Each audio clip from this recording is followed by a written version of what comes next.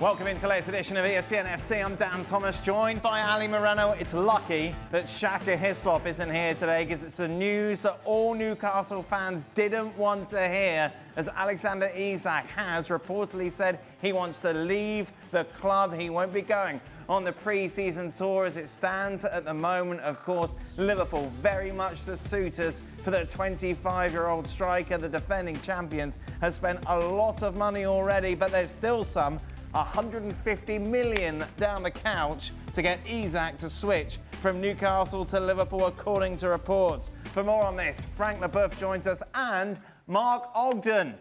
Now, it's not very often that people listen to Mark, but if you did, you would have learned over the last couple of days that he saw this coming, Mark. Isak, of course, now very heavily linked to that move to Liverpool. Yeah, I mean, it all started the weekend, didn't it, Dan, when he was left out of the squad for the game at Celtic and Eddie Howe was suggesting that all was fine and he couldn't handle the speculation and, you know, he wouldn't be going to Liverpool, he wouldn't be leaving the club. But then, 4 days later, he misses the flight to Singapore on the club tour, a 30-man squad, and he misses with a minor thigh injury, which was obviously suspicious. But anyway, developments are Alexander Isak has made it clear to Newcastle that he would consider a move. He hasn't put a transfer request in, and that is significant because you put a transfer request in, it means you sacrifice loyalty bonuses and it can damage your kind of severance pay. But Alexander Isak is aware of Liverpool's interest. He would consider the opportunity to move away from move away from Newcastle, and Newcastle don't want to sell. So we're in the situation now where I think there's 39 days until the transfer window closes, and it's going to be a bumpy ride for the next 39 days because Newcastle don't want to sell, but they may have to because obviously Isak wants out, so they need to find a replacement. So it's going to be a difficult time ahead. Right, Oggy, with your crystal ball, give me a timeline about how all this is going to play out. Well, obviously Newcastle away now, so that's gonna put a lot of time and distance between it because the other side of the world, time difference, etc. I think what will happen is Newcastle try and fight to keep Isak, but I think they realise that he wants out. So in the meantime, they'll publicly say he's not for sale, we want to keep him. Privately, they'll try and find a replacement, and Benjamin Sesko at Leipzig is a player that they like. So I guess that they'll try and make that happen behind the scenes, and when they get indications that they have a replacement lined up, then Isak will, I imagine, go. But they won't make it happen quickly because the longer it drags out, the more, I guess, desperate Liverpool will be to pay what Newcastle want. And Newcastle haven't put a fee on him because they don't want to sell him, but we're all led to believe it's £150 million. So there you go. There's no ploy here, Mark, just to get a new contract, a bigger contract, 300 grand a week contract from Isak. No, I mean, he's got 3 years left in his current contract, and obviously he's probably earned a pay rise, but he's aware that Liverpool are interested. Right. And Liverpool are, right now, one of the biggest and best clubs in the world. I mean, even when they're not winning things, they're one of the biggest clubs in the world. It's too difficult for Isak to turn down. He's peak of his career. Is the opportunity there to join Liverpool, to win the Champions League, to win the Premier League. He could do those with Newcastle, but it's unlikely, isn't it? It's unlikely that Newcastle are going to win the Champions League or the Premier League anytime soon, especially when you look at how difficult they found this transfer market. He brought in 2 players, and one player was announced today from the Korean second division, so they're not exactly signing the top players in the world. So Isak knows he's got a great opportunity to play for one of the world's great clubs. It's not about a contract. Newcastle could probably double his money, and I still think he'd want to go to Liverpool. Newcastle fans don't want to hear it, Frank, but it's kind of a no-brainer, isn't it, from Isak's point of view? Yes, a little bit. I'm thinking about him. I think, why do you want to go in the middle of a transaction? Unless maybe Liverpool pushed you to push Newcastle to change their mind and allow you to leave. We don't keep a player who doesn't want to stay, and I understand him. It's maybe the chance of a lifetime to play for the biggest club in the world. We have to say the truth.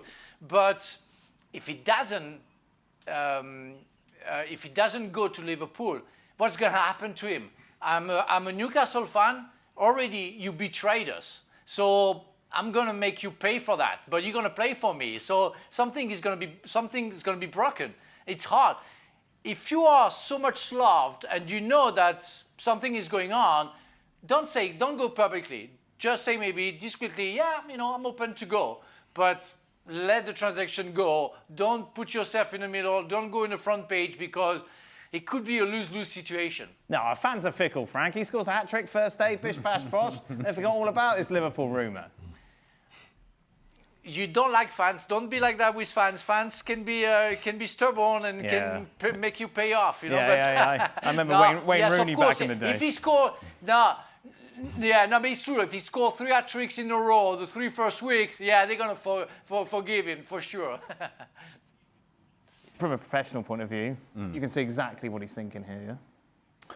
Absolutely, and you can see the trajectory of where the clubs are going, and where maybe Newcastle is taking steps forward, Liverpool is taking leaps forward. Yeah. And this is a team, let's not forget, they did win the title last season. And seemingly they're getting better by the minute, stronger by the minute.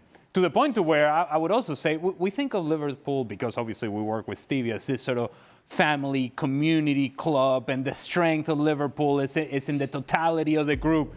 They're crossing over into Manchester City territory. They're crossing over into Real Madrid territory, in which we're buying every good player there is out there and every great player there is out there. So this idea of Liverpool just being this family community club, I don't know. It's a lot of money being spent, and they becoming one of the more powerful clubs in the world. And when they walk into a negotiating room, they get the first say. They are at that sort of level, and that's how they're negotiating. And so if you're Alexander Isak and Liverpool comes knocking, you at the very least are going to listen. And if indeed this is a realistic possibility for you, you're going to do more than just listen. Mark, I know this is really complicated. I'm going to ask you to try to explain it as simply and as briefly and concise as possible. How come Liverpool have this money to spend and Newcastle, who've got the richest owners in the world, haven't? Well, Liverpool didn't spend anything last year. They signed it. They brought in Federico Chiesa for £10 million. They didn't spend anything when Jurgen Klopp left, so they have money in the bank. Last season, they won the Premier League. They had a great first season in the Champions League. They topped the league with, I think, 7 wins out of 8. So they banked a lot of money up. Now, they've spent most of that already, but Darwin Núñez, Luis Diaz, and probably Chiesa and maybe even Harvey Elliott will all probably leave this window. So that will raise 120, 130 million pounds. So when you do the maths, bringing Isak in is not going to be that difficult. Newcastle, for instance, on the other hand, that when the Saudi owners took over the club, the Newcastle's revenue was so small, they have to build it up, and they haven't built it up to the necessary levels yet. So they have a very limited amount of money they can spend to avoid breaking PSR rules. So even now, after being in the Champions League 18 months ago, their revenue streams aren't what they should be. So that's why they're finding it so difficult. It's a surprise it's taken so long to get to this level, but they are still miles behind the big six, so to speak, in the Premier League. So selling Isak will make it a lot easier for them to compete, but that would mean losing their best player. Is there any world that we live in, Mark, in which Liverpool will regret signing Ekitike because they didn't think they were going to get Isak? No, because I think the situation in Liverpool right now, I think they're planning for life after Mo Salah. I think they've realised that they've kept Salah to a new contract. He's got 2 years on his deal, but Mo Salah probably won't sign another contract to Liverpool. So Isak's 25, Ekitike's 22, 23. They are building their next Sadio Mane, Roberto Firmino, Mo Salah front three with these players. So that's what they're doing now. So it's not a case of overstocking right now, it's a case of building for the future. And Liverpool, to be fair, over the last 10 years have been better than anybody doing that. So that's what they do. They're trying to get their ducks in a row for the next 10 years. And that you can't really blame them because they've been so successful with their policy in the recent decade. It's interesting, Ali mentioned the fact that they were you thought of this as a kind of nice family club, not like one of the big boys who come in and spend a lot of money. But it's interesting that you hear from the owners as well, maybe their perspective has changed slightly as well, talking about what they think about Liverpool and the future and where they stand amongst other big clubs in the world. This is what Hogan had to say about Liverpool and their planning. We also recognise, having won the English League title for the 20th time, this is one of the biggest clubs in the world. We want to make sure that we are behaving like one, having massive global stars come and play at Anfield, filling out stadiums in Hong Kong and Japan. Those are the things we expect and want to do. We have a huge fan base around the world who crave success, and we're working as hard as we can to win more trophies. That's exactly what you want to hear from a CEO, not only as a fan, but as a player, Frank, as well. If you're thinking, where can I go, and Liverpool come and knocking, given that plan and given where they are in the world at the moment, it's going to be very difficult for any player to say no. Of course, and he's absolutely right. And the statement is perfect. And when you're a player, the first club you want to go now, I would say it's Liverpool. It was like Real Madrid like 2 years ago. Now it's definitely Liverpool. The city is not, and with all due respect, not that attractive than Madrid. But if you want to play football and you want to be successful, you want to go there. And he's absolutely right. But yeah, you want to bring stars, but be careful on which stars you want to bring, because the Liverpool, I would say, roots are made on the team spirit. And Steve Nichols talks about it a lot, where you have to make sure that everybody goes together. The chemistry is always there. Liverpool has won the Champions League and they have won the PL title because they worked together, because they weren't a big superstar. They were stars, but not that big, in order for them to work together and to listen to the other. That's the essence of how to win something, and Liverpool really understood it, and hopefully they're going to keep on doing that way. Otherwise, they're going to struggle like Real Madrid did last year. If these signings work the way that Liverpool envisions they're going to work, Liverpool are on the cusp of separating themselves from the rest. I know that we have had a discussion in this show, and Mark was there, and I know you called him a liar because you wrote an article in which he said there could be... He said it would be the most exciting title race in the Premier League ever. Yeah, okay. If these signings work the way that Liverpool has envisioned, it's hard to make an argument for everybody else. It really is. Again, Liverpool are on the cusp of separating themselves, not only in the Premier League, but separating themselves in Europe. That's the sort of level that they're beginning to enter now. But of course, the big if, these signings have to work out and have to fit. And to Frank's point, they have to fit not only individually as a group, but into the club and the personality of the club. That's a big question that everybody has to answer. And the first answer we're going to get, actually, will be live on ESPN Plus in the curtain raiser for the start of the new Premier League season as Liverpool take on Crystal Palace. That game will be live August the 10th, 9:30 Eastern. Will Isak be playing? From the sublime to the ridiculous, as Rob joins us from Chicago. He's on tour with Manchester United. Rob, how are you? What's the plans then for the next couple of weeks for United? Well, they're in Chicago right now, starting their training off on their tour of the United States. They've got a game against West Ham in New Jersey on Saturday. Then it's back to Chicago for another game against Bournemouth, and then finish it off with a game in Atlanta against Everton. And really, this entire trip is about Ruben Amorim, creating a clean slate for these players. And everyone will know how poorly last season went, and this summer really is about Ruben Amorim having a fresh start and getting Man United moving in the right direction again. Good thing was, and Rob, plenty of room for everyone on the plane, given everyone who's been left behind. Yeah, I don't think there was a shortage of seats on that plane, whether it's staff cuts or players left at home. I think everyone had a nice, comfortable seat on that plane. Garnacho, obviously, Malacia, Anthony, Jadon Sancho, all training on their own in Manchester. Very much at the moment, Ruben Amorim creating his own group, creating the squad that he wants to move forward with, and the players who are out of his project left at home and been told to find moves to other clubs. He's obviously going to need additions. Ollie Watkins is the latest player, Rob, who has been linked to a move to United. What's the latest there? What's the thinking behind this? Well, yeah, I mean, they certainly need a number 9. They've spent money to bring in Cunha from Wolves and Mbeumo from Brentford, but they're really number 10s in Ruben Amorim's 3-4-3 system. They will add goals, but United still need a number 9, because really Rasmus Højlund and Joshua Zirkzee just haven't shown they're good enough to fill that role so far. So they wanted Liam Delap. Obviously, Liam Delap then chose Chelsea. They looked at Gyökeres briefly. We think he's going to go to Arsenal. And now United are looking around for alternative targets, and Ollie Watkins is one of those. I don't think right now that's particularly advanced, but there have been conversations between Man United and people associated with Watkins, just to kind of, find out what kind of financial conditions would be required to make that deal happen. I think there's a lot of those conversations going on with a lot of different targets. The one thing that we have been told from Man United is that there's no guarantee that there will be a new number 9 arriving before the transfer deadline. They have spent the bulk of their transfer budget on Cunha and Mbeumo. They need to get some of those players out, players we've just mentioned, Garnacho in particular, Anthony, Jadon Sancho, Tyrell Malacia. If they can do that and raise a little bit more money to boost the transfer pot, then possibly they could bring in a number 9. But I've just listened. You have that whole conversation on Alexander Isak. Historically, Man United would go to the best teams in the Premier League and take their best players. I think it's very telling that Man United aren't even in the conversation for Isak because they just can't get anywhere near that £150 million valuation. And that tells you how different Man United are having to operate now than perhaps they were doing under Sir Alex Ferguson, 10 or 15 years ago. That's a great point, isn't it, Mark? We were growing up and Manchester United could pretty much cherry pick the best players and bring them into the squad. They are so far away from that world now.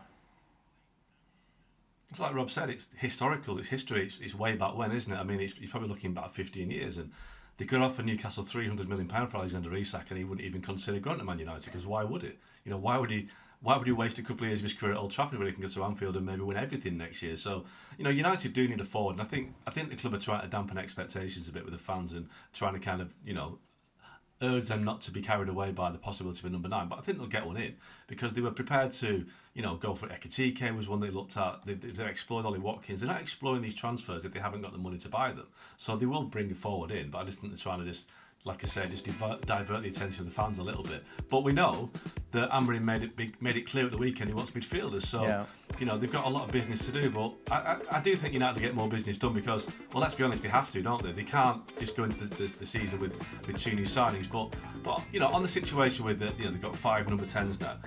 I think we get carried away sometimes by bracketing players in a certain position. Brian Mbeumo and Matthias Cunha can play in different roles. They're not just number 10s they can play out wide, they can play through the middle. Wherever they play, if they play through the middle next season, either of them, they'll be better than Rasmus Højlund and Joshua Zirkzee. A lot better. So, United have upgraded that position already. They haven't got a specialist in yet, but they've got players who will score more goals than the players that they had last season. So, I do think they need to look around the pitch now and get priorities dealt with elsewhere, especially in midfield, because you can have the best strikers in the world.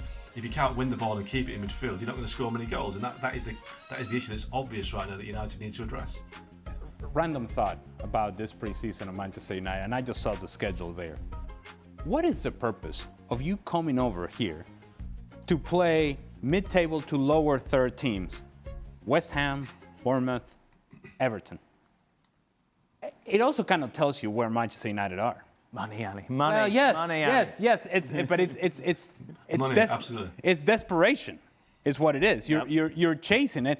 Yeah. What is the purpose of coming all the way over here to play teams that you're going to play in a month from now? I just don't see it. And Manchester United, I think they still are, but they used to be a huge brand that wherever they show up, everybody else wanted to show up to play against them. Now they're having to settle on West Ham, again, Bournemouth and Everton. I've had enough of your Everton and West Ham and Bournemouth. Oh, I'm sorry. My bad. But Ali brings up a good point. When I've been with Manchester United before, when they're on these pre-season tours, you've got hundreds of fans waiting outside the hotel to get autographs, to get photos of the players. Has that been diluted by their lack of success over the last couple of seasons, Rob? I mean, it's interesting that you should say that because actually there's a few of us that went down to the team hotel in Chicago on Tuesday when they arrived. And we've been to, me and Mark have been on pre-season tours to the Far East before. We've been to America before. And, we've seen these hotels absolutely mobbed by Man United fans waiting for pictures and autographs. And actually on Tuesday night, I mean, it was relatively late. It was about 9 p.m. in Chicago. But there was only a handful of fans. There was actually more police cars there than there were fans waiting for the team to arrive. I think it has been diluted a little bit. I mean, United are still a massive football club. They're still a massive brand. They would say themselves that they feel that they're on a level of, the Liverpool, Real Madrid, in terms of kind of profile within world football. But I think it has been diluted a little bit, particularly because it's been so long since they've had any real success. They have won the odd cup competition since Sir Alex Ferguson retired, but they haven't been anywhere near winning the Premier League. They haven't qualified for the Champions League in many seasons, let alone get very far and try to win it. So, I think maybe the interest and the kind of the enthusiasm for Man United has dampened a little bit. And it'll be very interesting to see what kind of crowds United get for these pre-season games, particularly because we've just had a Club World Cup here. All the best teams in the world have just been and gone. And football fans, soccer fans have had the opportunity to see the likes of Man City, Real Madrid, PSG, Chelsea, these massive teams. So it'll be interesting to see what kind of crowds Man United get, particularly when they start against West Ham in New Jersey, because obviously MetLife is a huge stadium. it takes an awful lot to fill that stadium. So it'll be interesting to see what kind of crowds they get. And who are your superstars now? Who is your kind of poster boy for Manchester United, Mark? Well, not you, obviously. I was going to say Rob was waiting outside the hotel. Maybe they wait to see Rob and his mates. Yeah. But, who's the superstar at Man United? It's a good point. Let's be honest. Liverpool right now are the coolest, most exciting team in the Premier League by some distance. That used to be Man United. And I remember Ed Woodward maybe 10 or 12 years ago when United had that really bad season, the first season after Ferguson left, and it was David Moyes. Ed Woodward was basically saying, don't worry about it, we're Man United. Liverpool have been rubbish for 30 years and they're still a huge club. And that was right, but the game's changed so much in the last decade. It's now about star players. It's more about star players and teams in many ways. Fans latch onto the players. And United haven't gotten it. I mean, Marcus Rashford, ironically, is one of their biggest names, and he's not performed for 2 years, but they are losing one of their so-called biggest brand names by letting him go to Barcelona. I guess it'll be people like Mateus Cunha. Garnacho is a big figure, but he didn't perform either. But you're looking across the road at Liverpool, it's Mo Salah, it's Florian Wirtz, it's all these superstar players, Virgil van Dijk. United have got nothing like that. And that was what they used to be 15, 20 years ago. That's gone. And they're building now from ground zero in terms of building up their brand again. And they can't rely on the past for too much longer to be the kind of calling card, because the new generation of fans, I mean, if you're a kid supporting a Premier League team now, it's 12 years since Man United won the league. Kids don't know. You'd have to be mid-20s to know the last time United won the league. So there's a generation of fans that have grown up knowing only success for Man City, Liverpool, Chelsea. And United have got to be aware of that, because if they're not, they will fall further behind. They'll become an Everton or an Aston Villa, and that is a scary thought for a club like Man United. Alex Kirkland joins us now. Alex, in theory, it's been quite a quiet, non-eventful summer for Barcelona, of course, bringing in Marcus Rashford. Today, though, they made headlines for all the wrong reasons. What happened today? It's never quiet at Barcelona, Dan. It's never quiet at Barcelona. And yeah, it's been quite a day for them, even by their standards, I have to say. The big one is regarding their pre-season tour, heading off to the Far East for a game in Japan, 2 games in South Korea. At least that was the plan. We got this statement from Barcelona yesterday saying that the game in Japan, the Japanese leg of that tour, was cancelled, blaming what they said was a serious breach of contract by the promoter. Basically, money hadn't been paid to Barcelona to take part in that game. Okay, that's one thing. Then today, we've had a bizarre back and forth in which it's been reported that, in fact, no, Barca would be going out to Japan, then they wouldn't. Our understanding this evening is they will be flying out in the end tomorrow, Friday, to take part in this game in Japan, the first game of this pre-season tour. Of course, not ideal if you're a Barcelona fan who's sort of out there in Japan, eagerly awaiting, watching your team in a game. Not ideal either for many of my colleagues, journalists who follow Barca, who had flown out to Japan before this news first broke and didn't find out that the game had been cancelled until they got off the plane and took their phones off flight mode. So it's, look, whether this is Barcelona's fault or not, like I said, they blame the promoter. It certainly adds to kind of the air of chaos that there is around this club at the moment. Things like this, things like the works at Camp Nou when they're going to get back into that stadium, that date being pushed back and back. Like I say, in this specific case, as we speak, it looks like Barca will be flying out to Japan on Friday. But I mean, there's plenty of time for that to change again. Who knows? And of course, part of that squad that in theory will be flying is Marcus Rashford. What was interesting, João Laporta speaking about the signing of Rashford, Alex, and spoke about the fact that, forget Williams and Luis Diaz, he was the one that he wanted. There were several options, and I'm very happy because we ended up getting the option that I liked the most. It's true that I also like Luis Diaz, a very complete player, but due to his circumstances with Liverpool, very entrenched, it was complicated, although I appreciate the player who always wanted to come. So was Marcus Rashford the best option because of his skills or because of his finances, Alex?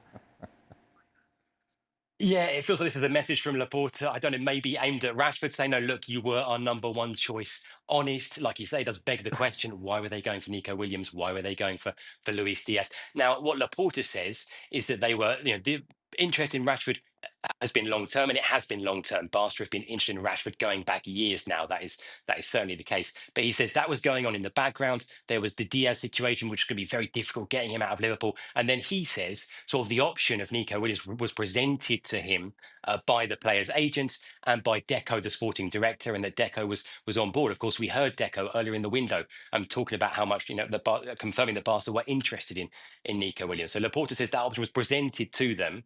They then naturally had to kind of explore it and see if it was possible. In the end, it wasn't possible because the finances, he says, they were sort of somewhat misled in terms of how that deal could be done. Nico Williams stays at Athletic Club and signs a new deal, and that's when the Rashford deal comes to fruition. But yeah, it does feel like a little bit of saving face from Laporta, even if, as I say, this is a player that no question Barca have been keen on for a long time. So he's basically blamed Deco for everything.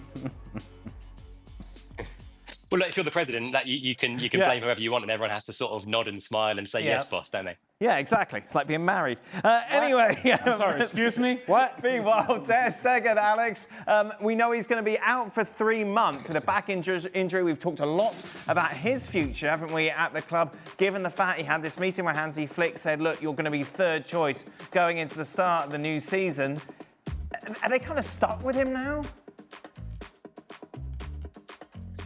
It's very interesting that the way that this news has come out, the fact that Ter Stegen came out and published this news before the club confirmed it themselves, and the fact that Ter Stegen was very specific, as you say, in saying, I think I'll be out for 3 months. Now, that's important because we've seen Barcelona last season using a long-term player absence, which the rules state is 4 months or more, to help them out in terms of their registration problems. They did it last season with, I think it was Andreas Christensen was out long-term. They used that absence to be able to get some registrations done for the first half of the season. And they're in a similar problem now. They're facing issues registering some of these new signings like Joan Garcia. And so in theory, the absence of Ter Stegen could be used, much like last season, to register effectively his replacement in Joan Garcia. But Ter Stegen coming out and saying, no, 3 months, I think I'll be out for 3 months. It does make you wonder, is he doing this on purpose? You know, you could interpret it that way and sending a message and trying to make that more difficult for the club. Now, of course, ultimately, it's not the player who decides how long he's out for. It's the doctors. You know, he'll have the surgery, they'll assess it afterwards, and they will, you know, the experts will say, we think you'll be out for this long. So in the end, what Ter Stegen thinks in terms of how long he'll be out for isn't really the issue here. But like I say, the fact it comes in this context of Ter Stegen effectively, you know, being the club captain, but not really being wanted, the club wanting it to be Joan Garcia and Szczesny as his number 2, it made, like I say, some of the details that Ter Stegen chose to include in that statement really quite interesting. What a power move. Well, yeah. Well, is there ever a convenient time to have a back surgery? Wow. Because that seems to be 4 months. No, it's going to be 3. Trust me. And this is exactly what has happened here. Ter Stegen, whether he realized it or not, I think he did, was on his way out of Barcelona. The math just didn't add up for Barcelona. And now this back surgery somehow keeps him in Barcelona for a very specific amount of time. And I'll be out for 3 months, and I'll be back, and I will compete because I'm trying to be the number 1 for Germany. And, you know, here we go, Barcelona, I love you. Again, a convenient time for a back surgery, does that even exist? Is that such a thing?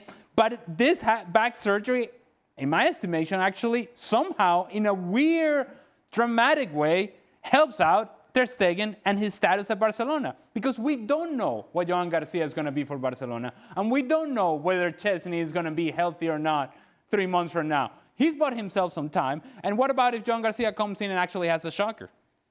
By being out, Ter Stegen has actually helped his case with Barcelona. It's really weird, but it's very Barcelona-like. One more thing, Alex, before I let you go. Mosquera's gone from Valencia to Arsenal. That has been confirmed. What sort of player are your side getting?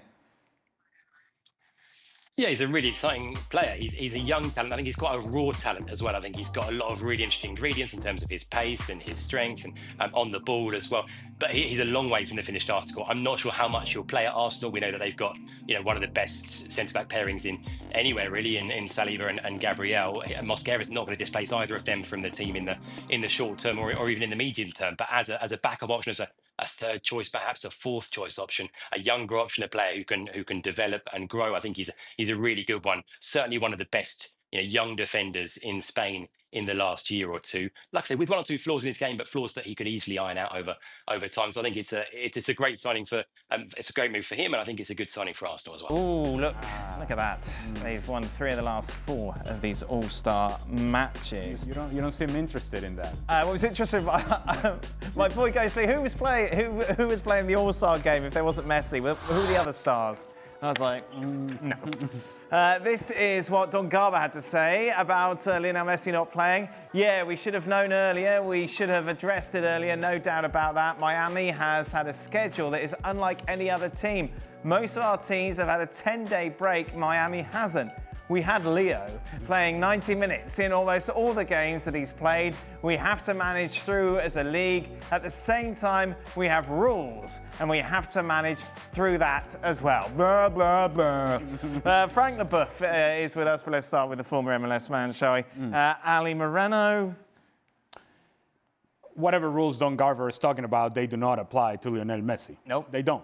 And when you build this house of cards, which is what MLS has done around Lionel Messi, in which he is the most important player. He is MLS. He is the flag bearer. He is the guy that people come to watch.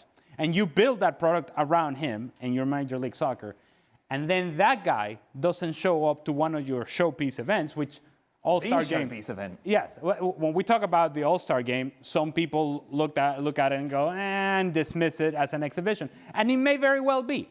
And that's a discussion for another day. But for Major League Soccer, the All-Star Game is an important event. It's an important event just like MLS Cup is an important event, just like the MLS playoffs are an important event. The MLS All-Star is a showpiece event. It's an event in which, whether we like it or not, MLS sort of ranks itself against other teams, in this case, the Liga MX All-Stars.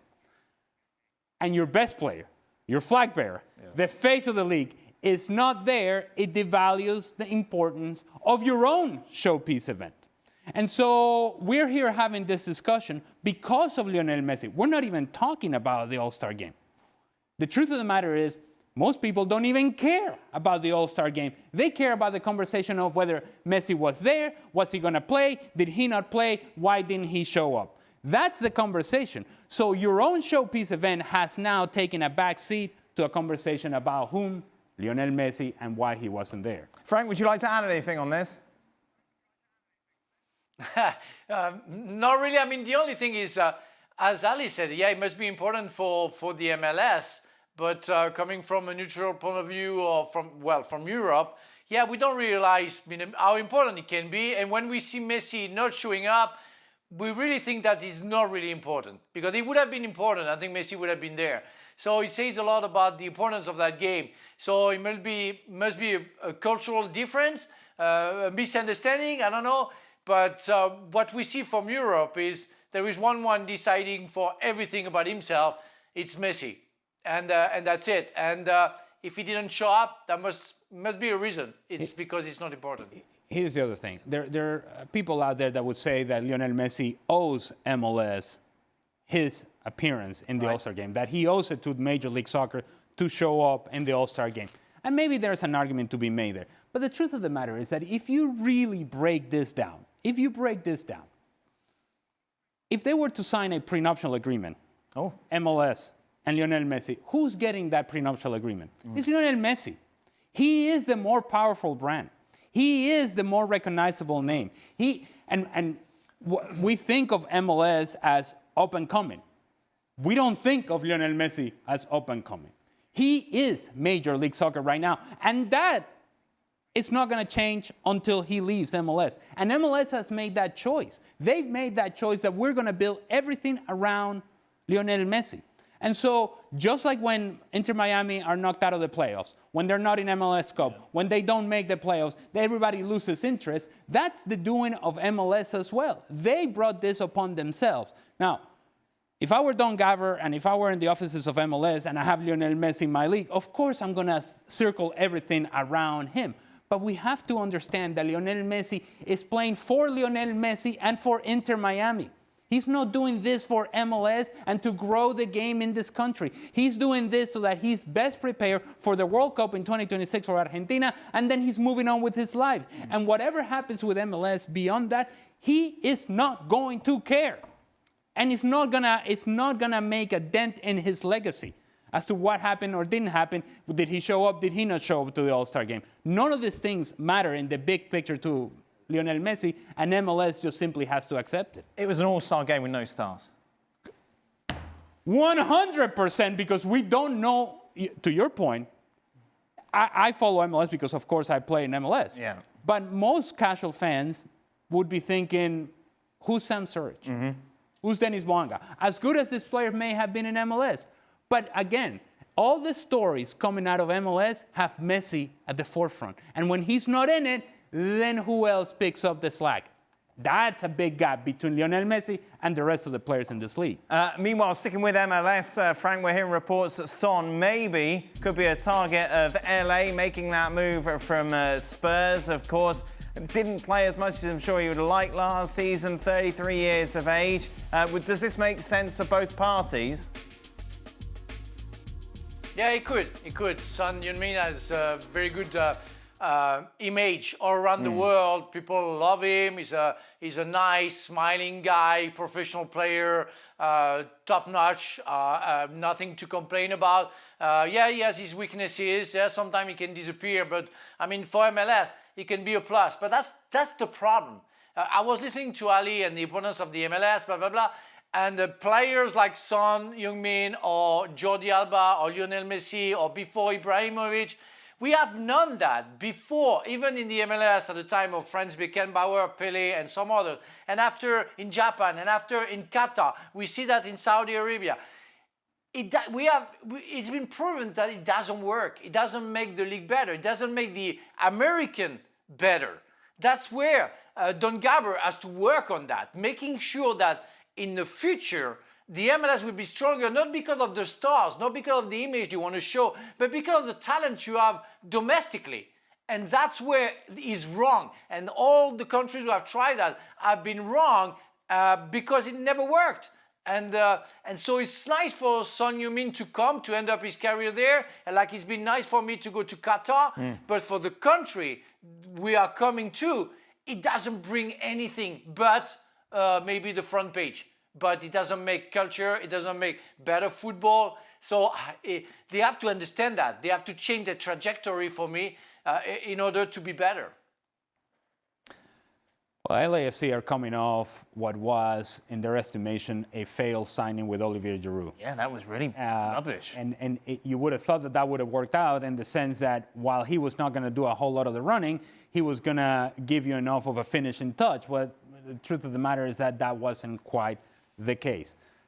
We've had Gareth Bale going to LAFC, and while he didn't have the impact that you would have thought he would have had at LAFC, he actually scored one of the most important goals for LAFC in their history, because eventually that sent the match into penalty kicks, and eventually they won. Having said all that, a guy like Son Heung-min, what is the expectation here? And what do we think he's going to bring to LAFC and to MLS? Well, I would say that in LA, there is a huge Korean population. And maybe that brings attention from that perspective.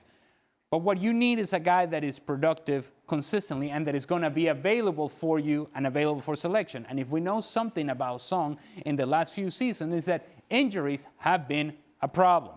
And injuries, as you get older, they don't go away. They tend to come around more often. And so that would be my concern. Otherwise, I think Son would be a good player in Major League Soccer, would add value for the time that he's here. I think he would buy into MLS and embrace MLS. I'm only concerned about his fitness. Welcome into the latest edition of Extra Time. Frank's on holiday soon. Is this your last show before you go on holiday, Frank, or are you here one more time? What's today, Thursday? Yes, no. I'm the last. It was going to be the last time, and after I'm going to have 10 days. And I'm going to Spain. I'm going to Sevilla and Cadiz. That would be nice. Oh, very nice, mate. Very nice. Enjoy yourself. All right. Ali, you just come back from the beach? Yes, obviously. I did. Enjoying a lovely tan? Yes, did you hear the story? I had to wear a bucket hat. I heard, yes, that you burnt your head. The top of my head has been peeling. The sun would not notice? I just didn't even think about it, to be honest with you. Well, yes, it was very dumb. I'm surprised it broke through. Very dumb. This is a good question, actually, Frank. Will Trent Alexander-Arnold regret leaving Liverpool considering the additions to their squad?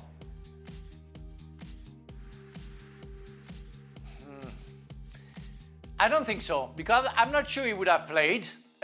With all due respect for his talent and his career with Liverpool, I think maybe Slot wanted to go to something else. And I think he's very happy to have fulfilled one of his dreams. I mean, when you're a football player, you want to play for Real Madrid. Again, I was saying during the show that if Liverpool became the first club in the world. I say the biggest, the strongest one.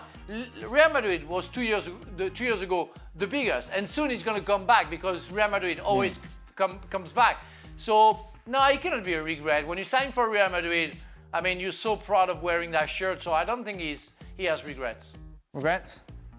No, I think this is a personal decision based upon his own personal aspirations and dreams. And when you're following your heart, Oh, lovely. you can never go wrong. Oh, isn't that beautiful? Beautiful sentiments there from Ali. We have a poet. Who you think is just full of heart. Frank, Ekitike hasn't been able to break through the deep French attack for appearances yet. What's his outlook ahead? Where does he fit for France?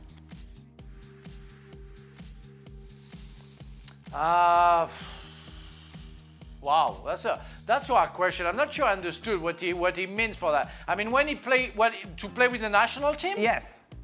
Why doesn't he play for the national team more? What does he have to do? Well, he will have. Well, you know, we have many talents at front, and it's hard to find a room. And even if some of them are not the players we are expecting to be, and I'm talking again about Mbappe, we all know how talented he is and what we can expect and what we are expecting from him. Mostly, it's very hard for Ekitike, sorry, to expect anything right now. He has one very good year with Eintracht Frankfurt, sorry, and now he will have to prove again. But if he keep on scoring goals for Liverpool, he have good games every week in, week out, he's gonna go. He's gonna go with France because he's gonna be on the front page. Everybody's gonna see him, and Deschamps will be forced to take him because his talent will be shown to the world. Ali, you said Messi would play in the MLS All-Star Game. What happened? Well, I did say that if Messi played, he would play a ceremonial role. Basically, he would show up, play for about 5-10 minutes, wave, and goodbye, take care.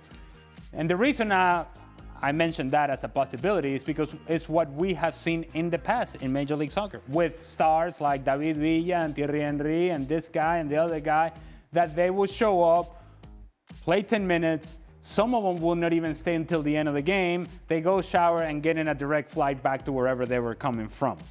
That's how ceremonial their appearances were. And so I thought that this would be potentially a possibility for Lionel Messi and that MLS would do everything in their power to make that happen. Because as we discussed in the show, and as you so eloquently put it, this was an all-star game without the star.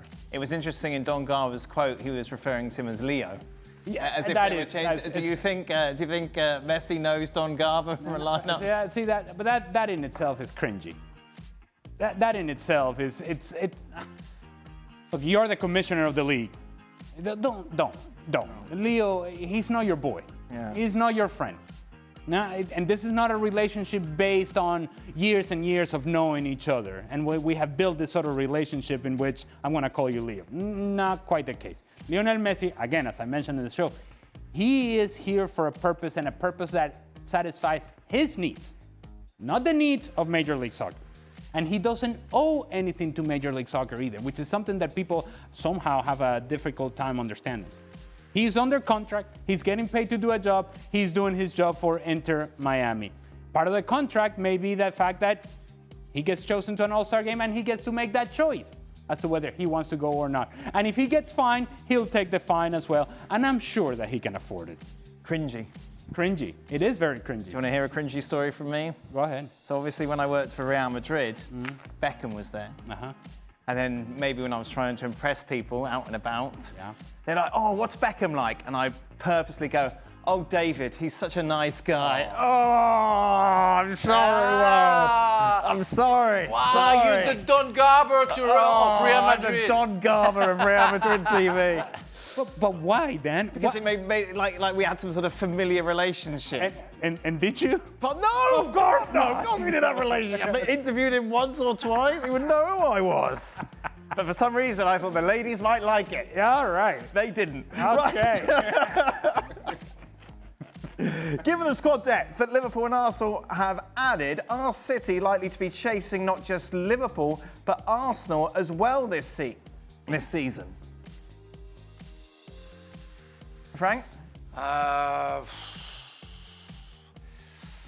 Well, yeah, they can because Rodri is coming back. If he goes back to his best, yeah, I want to believe that it's possible. They're going to maybe try to be better defensively, and you can trust Guardiola because Guardiola is still one of the best coaches in the world to find the chemistry that he needs, that he lost last season, to make sure that he can cope with Liverpool and Arsenal. It's going to be tight, it's going to be tricky and difficult to cope with, but it's possible. Yeah, football is football, and we have seen so many things in the world that it's been shown to the world that how come? I remember Montpellier or Lille. What was Lille? Yeah, winning the Ligue 1 against Paris Saint-Germain. Yes. And they were far away. You could bring from up Leicester, them. So, maybe, as a league that people watch. Yeah, exactly. Yeah. Leicester, Blackburn also, when they won Blackburn at my time, when they won the league with Shearer. Yeah. That was another time, but whatever. Yeah. I think City are in trouble. I think defensively they haven't made any sort of additions to that, and they were rubbish last season defensively, and that's the end of that. Okay. They're done. Thank you, Dan. David said so. Yes, yes, he did. Absolutely, he did. Oh, David. For Frank, do you think Rashford... What Pep said. Do you know Pep? Do you know what Pep said? Or not? Pep would talk to me. For Frank, do you think Rashford will perform well enough at Barcelona for them to make the deal permanent? Well, the thing, in order to perform, you will have to play. And according to what I know, he's going to be a sub. So, yeah, he will have some time to play. And he's talented. If he's Marcus Rashford, and if we talk about him, it's because we have seen what he's capable of doing. But it was like 3 years ago, if I'm not mistaken. So it's possible. He has the talent for that, and I wish him the best because we want to see the best Rashford we have seen, and I know it's possible. But his time on the field will be short, and therefore he will have to be very sharp and ready, confident, and making sure he's going to work hard. You know what? There is a picture. Ruud Gullit showed a picture that Marcus Rashford has a tattoo of Ruud Gullit on his thighs, on the side. And Ruud Gullit was saying, "Oh, thank you, what a nice tattoo." And I answered to Ruud Gullit and I say, "You know what? It's normal. You're a legend, and you deserve that." But the problem is, I think Rashford doesn't know how much you have to work to deserve a tattoo from another player. And I don't know if one day in the future, some players will have a tattoo of Rashford. I doubt about it. Wow, are there many people with tattoos of Frank Leboeuf? There must be around, Frank. No, somebody, I have to say, somebody tattooed my name on his butt. So Well, there you go. yeah, very nice. There But he put an 11 team on his behind, you know, that was very strange. Yes. And I'm happy I'm on the side. I play fullback. I'm happy. I'm very happy. Okay, that's all right. I mean, I wanted to ask about the location of the Okay. tattoo, I know, but we're just going to move on. Erling Haaland, Ali, is the odds-on favourite to win the Golden Boot, just above Salah. What outsider has the best chance to take it? So let's take Haaland and Salah out of the equation. What the outsider would need to be, if Arsenal wants to win this thing, Jokic. Yeah. He would be the outsider. And they're going to need, and we have had this discussion in the past, they're going to need that level of productivity in order for Arsenal to have a chance to win this thing. I don't think it's going to happen. And what other outsider would be? If Isak ends up going to Liverpool, then they're going to split the goals. Salah. Did you see yesterday's show? Xhaka and Stevie had a bet. Ekitike, Stevie said, would score more goals than João Pedro. Oh. And what was the bet? $50. Stevie's like that these days? I know. He was very He's confident. letting go of $50 like that? Yeah. Wow. Who would you have in that? I think that's dependent upon whether Liverpool get Isak or not. Yeah. And if they don't, I think I'll take Ekitike. But if they do, then where do you fit Ekitike into the starting lineup? In the Carabao Cup. Okay, so that's not enough goals to overtake João Pedro, right? Yep. Frank, last question. Start, bench, or drop these Spanish defenders. Carlos Puyol, Sergio Ramos, Fernando Hierro.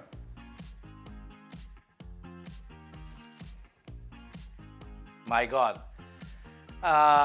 If Puyol and Ramos were kind of the same player, fighting spirit, you know, I mean, dirty kind of players, Fernando Hierro was he was an elegant player, like Laurent Blanc, I would say, like maybe Franz Beckenbauer.